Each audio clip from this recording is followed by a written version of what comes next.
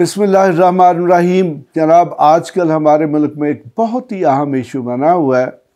वो इशू ये है कि वो जो एक कश्ती बोट जो है वो यूनान के साहलों के करीब डूबी। उसमें कहा जाता है कि एक बहुत बड़ी तादाद जो है वो पाकिस्तानियों की भी थी। उसमें कश्मीरी भी थे। कश्मीर में जो है वो सोग मनाया गया। इसी तरह गवर्नमेंट ऑफ पाकिस्तान ने भी कौमी सतह पर सोग मनाया। तो जनाब, ये बड़ी दिलचस्प बात है कि हमारे मुल्क में जो वाक़यात हैं उनको तो मनाया जाता है। जैसे 9 मई के वाक़यात हुए तो उनके मतलब आज भी हमारा जो मीडिया है वो भरा पड़ा है। यकीनन उसमें जो कुछ हुआ उसकी तायद नहीं की जा सकती, बल्कि मैं तो यहाँ तक कहूँगा कि अगर किसी प्राइवेट शख्स की गाड़ी को भी किसी की प्रॉपर्टी को नुकसान पहुँचे तो वो भी नहीं पहुँचना चाहिए, और जो शख्स ऐसा करे उसे सख्त सज़ा मिलनी चाहिए कानून के मुताबिक। तो फिर जनाब, आज तक किसी आला सतह का जो अथॉरिटी है या अदारा है उसने ये कोशिश नहीं की कि ये पता किया जाए कि वो जब 9 मई का इतना बड़ा वाक़या हुआ तो उसमें इंतज़ामी नाकामी क्या थी। यानी कि पुलिस कहाँ थी? वही पुलिस जिसके पास बहुत ज़्यादा आंसू टीयर गैस के शेल होते हैं, यानी कि आंसू गैस असला होता है और बहुत कुछ होता है, और बड़ा ज़ालमाना किस्म का तशद्दुद करते हैं छोटे छोटे जो समझे कि लोग प्रोटेस्टर्स होते हैं उन पर। तो पता ये करना पड़ेगा और ये सवाल रहेगा कि 9 मई में पंजाब के वज़ीर आला कहाँ थे, पंजाब का आईजी कहाँ था, सिंध की पुलिस के अफसरान कहाँ थे, लाहौर का जो कमिश्नर था वो कहाँ था, डिप्टी कमिश्नर कहाँ था, असिस्टेंट कमिश्नर्स कहाँ थे, और चीफ सेक्रेटरी पंजाब कहाँ थे, और उन्होंने क्या इक़दाम किए। तो अगर वाकई उनके पार्ट पर कोई इंतज़ामी फेलियर थी, नाकामी थी, तो फिर उनको आज तक सज़ा क्यों नहीं मिली और आज तक वो अपने ओहदों पर क्यों बरकरार है। तो अगर जनाब कोई ऐसी इंक्वायरी नहीं की जाती, कोई ऐसा कमीशन नहीं बनता, लोगों के किरदार का तयन नहीं किया जाता, तो फिर यकीनन आम लोग ये जो कहते हैं जी कि शायद इसमें कुछ अंदर के लोग इन्वॉल्व हैं, तो फिर ये बात लोगों को कहने का मज़ीद मौका मिलता रहेगा। और ये जो एक बयानिया बनाया जा रहा है 9 मई का, चंद दिनों के बाद वो अपनी अफादियत खो देगा। तो बहरहाल हमारे मुल्क में किसी बात की भी या किसी काम के मतलब कुछ भी कहा जा सकता है। There is nothing impossible. वो इसलिए कि इस मुल्क में ना तो आइन की अमलदारी है, ना कानून की अमलदारी है, और ना ही कोई अखलाकियात की अमलदारी है। तो अब सवाल ये पैदा होता है कि ये जो ह्यूमन स्मगलिंग है, ह्यूमन ट्रैफिकिंग है, ये कैसे होती है। तो जनाब, हमारे मुल्क में बहुत सारे कवानीन मौजूद हैं कि जो ह्यूमन ट्रैफिकिंग को रोकते हैं, जो ह्यूमन स्मगलिंग को रोकते हैं, और उसकी बड़ी सख्त सज़ाएँ हैं। तो अब सवाल ये पैदा होता है कि ये ह्यूमन स्मगलिंग क्यों हो रही है, ये ह्यूमन ट्रैफिकिंग क्यों हो रही है, और उसके ज़िम्मेदार अदारे कौन हैं। सबसे पहले आप देखें जनाब कि इसमें हमारा जो एक बहुत बड़ा अदारा है FIA, उसकी मौजूदगी हर मुल्क के एयरपोर्ट पे मौजूद है, मुल्क के हर एंट्री पॉइंट पे और एग्ज़िट पॉइंट पे है। इसी तरह इमिग्रेशन का स्टाफ है, वो भी वज़ारत दाखिला के अंडर आता है। फिर जनाब उसके बाद हमारी ये जो एक और अदारा है लेबर डिपार्टमेंट का, ये जो डायरेक्टरेट ऑफ इमिग्रेशन है, ये वो अदारा है कि जिसमें हर वो शख्स जो बाहर जाना चाहता है उसकी रजिस्ट्रेशन होती है। और फिर गुज़श्ता कई सालों से सबको पता है कि ये गुजरात, मंडी बाउद्दीन, उसके बाद शेखुपुरा, या फिर उसके बाद ये जो सियालकोट के अजला हैं, इनके जो ह्यूमन ट्रैफिकर्स हैं, जो इंसानी स्मगलर हैं, वो मशहूर बहुत मारूफ हैं, उनको सब जानते हैं।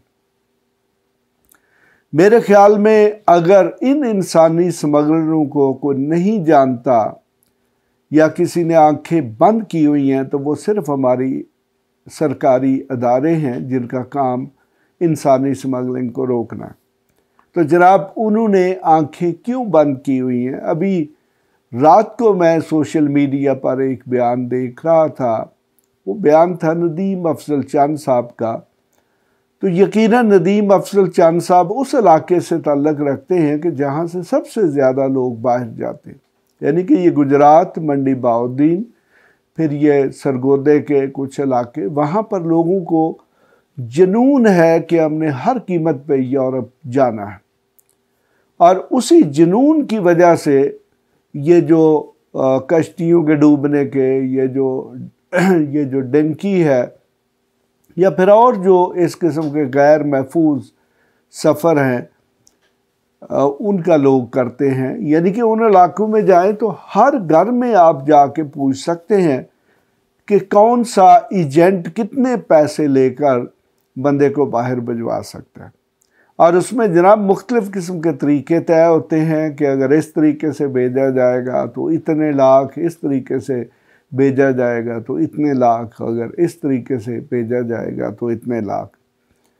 तो फिर सवाल ये पैदा होता है कि हमारी जो FIA है, हमारी जो पुलिस है, हमारा जो इमिग्रेशन का इदारा है या जो हमारे दूसरे इदारे हैं, सिर्फ उनको ही क्यों पता नहीं? तो जनाब, उनको भी पता है कि ये कौन लोग हैं जो ह्यूमन स्मगलर्स हैं, जो अपने मुल्क की जो है बदनामी का बायस बनते हैं। और हमारे मुल्क की यंग जनरेशन जो कि पढ़े लिखे लोग या जो मज़दूरी के लिए यूरोप या दूसरे ममालिक में जाना चाहते हैं, जो उनको बाहर एक्सपोर्ट करते हैं, यानी कि बाहर भिजवाते हैं। तो देखें, एक तो बड़ा सिंपल टेस्ट है कि अक्सर कहते हैं जी कि अब किसी को पकड़ा कैसे जाए। अब इस किस्म के जितने लोग हैं जी, वो रसीदें तो नहीं देते, वो वीडियो तो नहीं बनवाते, और हमारे जो अदारे हैं वो इस किस्म के लोगों की वीडियो बनाते भी नहीं हैं, क्योंकि उनके पास सियासतदानों की वीडियोस बनाने से, ऑडियो बनाने से फुर्सत हो, तो फिर वो हो सकता है कि ये जो हकीकी जराइम हैं इनकी तरफ भी तवज्जो दे सके।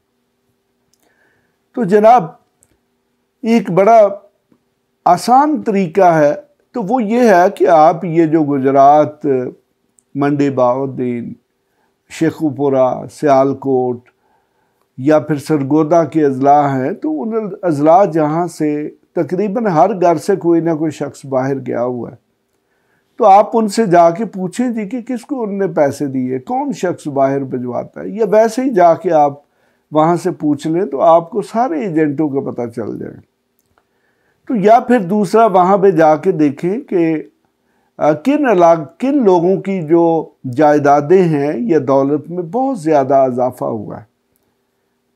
तो उसमें हमारी ये जो टैक्स अथॉरिटीज़ हैं, इनका भी बहुत कसूर है कि वो ये चीज़ चेक ही नहीं करते कि किसी शख्स के पास अचानक इतनी दौलत कहाँ से आ गई है और क्या वो टैक्स भी अदा करता है या नहीं।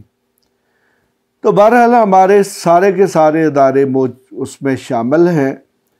तो जनाब, ये इस किस्म के हादसात होते रहेंगे, और यकीनन इस वक्त चूँकि हमारे मुल्क में जो बेरोज़गारी है वो अपनी इंतहा पे है, तो यकीनन अगर मुल्क में बेरोज़गारी इंतहा पे होगी तो फिर लोग बाहर ही जाएंगे। तो जब जनाब लोग बाहर जाने के लिए हर तरीका इस्तेमाल करेंगे, तो यकीनन ये जो गैर कानूनी तरीके हैं ये भी इस्तेमाल किए जाते हैं। तो मेरे ख़्याल में हुकूमत पाकिस्तान ने ये जो सोग मनाया है, तो उसे सोग नहीं मनाना चाहिए था, उसे क्रैक डाउन करना चाहिए था कि ये जो गैर कानूनी ह्यूमन स्मगलिंग करने वाले हैं वो सारे के सारे स्मगलर्स पकड़े जाने चाहिए थे।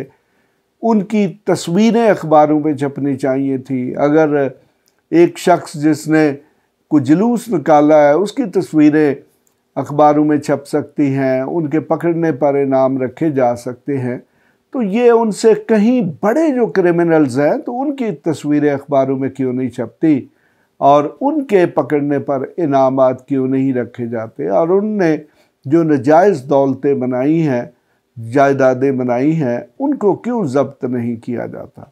तो जब तक जनाब ये कानूनी जो सिस्टम है या अदारे हैं वो काम नहीं करेंगे तो हर 6 माह, हर 3 माह, हर साल में कोई ना कोई ऐसा वाक़या होता रहेगा। और ये तो बड़ा वाक़या था, ये रिपोर्ट हो गया। तो जो छोटे वाक़यात हैं जिसमें 2-2, 4-4, 10-10 लोग मारे जाते हैं बॉर्डर क्रॉस करते हुए या और तरीक़ों से, वो तो रिपोर्ट भी नहीं होते। तो बहरहाल ये तो उम्मीद ही की जा सकती है। तो अभी चंद दिन तक ये ख़बर चलेगी, फिर हमारे अदारे जो हैं पहले की तरह सो जाएंगे और माल बनाना शुरू कर देंगे और फिर कोई नया हादसा हो जाएगा। तो जनाब, पाकिस्तान में रहना है तो शायद हमें ऐसे ही रहना पड़े। तो बहरहाल मुझे तो कोई ऐसा लीडर नहीं नज़र आ रहा जो आके सिस्टम में बुनियादी तब्दीलियाँ कर सके। तो इसके साथ ही खुदा हाफिज़। ऐसी मज़ीद वीडियोस देखने के लिए हमारे चैनल को सब्सक्राइब कर लें और बेल आइकन को ऑन कर लें ताकि आपको हर नई आने वाली वीडियो का नोटिफिकेशन मिलता रहे। अगर आपका कोई भी सवाल हो तो आप हमारे दिए गए व्हाट्सएप नंबर पर राब्ता कर सकते हैं या कमेंट्स करके अपने सवाल पूछ सकते हैं।